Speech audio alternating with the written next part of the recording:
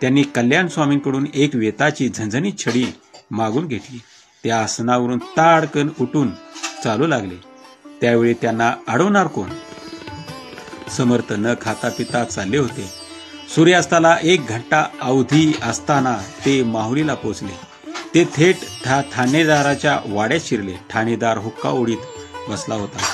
समर्थांनी एका झेपेत ठाणेदाराला मानगूट धरून खेचले आणि हातातील छडीने त्याला अर्धमेला होईपर्यंत झोडपावयास आरंभ केला.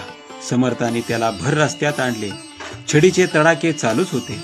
ठाणेदाराच्या किंचाळ्याने वातावरण भरून गेले. ठाणेदाराचे सेवक तोंडात बोटे घालून उभे होते. समर्थांची उग्र नरसिंह मूर्ती पाहून सारे भयभीत होते. ठाणेदाराला सोडवायचे सामर्थ्य कोणातही नव्हते.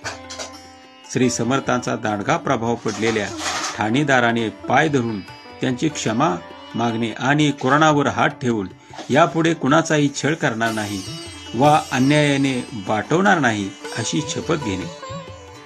ठाणेदाराच्या अंगातून रक्ताच्या चिळकांड्या उडत होत्या. तो गयावया करून समर्थांच्या पाया पडला.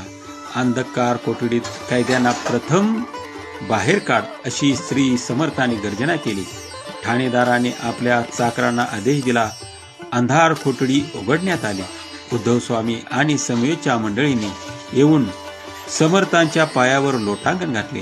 ठाणेदारावर श्री समर्थांचा दांडगा प्रभाव पडला. त्याने समर्थांचे पाय धरून क्षमा मागितली. इथून पुढे कुणाचा छळ करणार नाही, भजन कीर्तन पुराण बंद पाडणार नाही आणि कुणालाही अन्यायाने वाटवणार नाही अशी त्याने कोरोनावर हात ठेवून शपथ घेतली. कणवाळू समर्थांनी ठाणेदारास क्षमा करून त्याच्या मारावर औषधोपचारही करणे. इतके झाल्यावर श्री समर्थ रामदास स्वामींनी दयाद्र अंतकरणाने त्या ठाणेदाराला क्षमा तर केलीच, पण त्या व्यतिरिक्त त्याला दिलेल्या मारावर त्यांनी स्वतः झाडपाल्याचे औषध लावून मलमपट्टीही केली. श्री समर्थ सर्व दिवस उपाशी होते.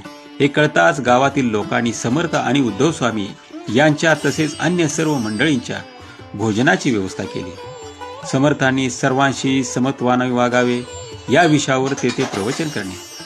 त्या रात्री श्री समर्थांनी माहुलीच्या घाटावर सर्व प्राणी मात्र भगवंताची लेकरे आहेत, सर्वांशी समत्वाने वागावे या सूत्रावर निरनिराळे दृष्टांत आणि उदाहरणे देऊन सुश्राव्य प्रवचन केले. माहुलीची जनता तृप्त झाली. जय जय रघुवीर समर्थ श्रीराम समर्थ. जय सद्गुरु. ओम श्री गुरुदत्तात्रेय श्रीपाद श्री वल्लभाय नमः.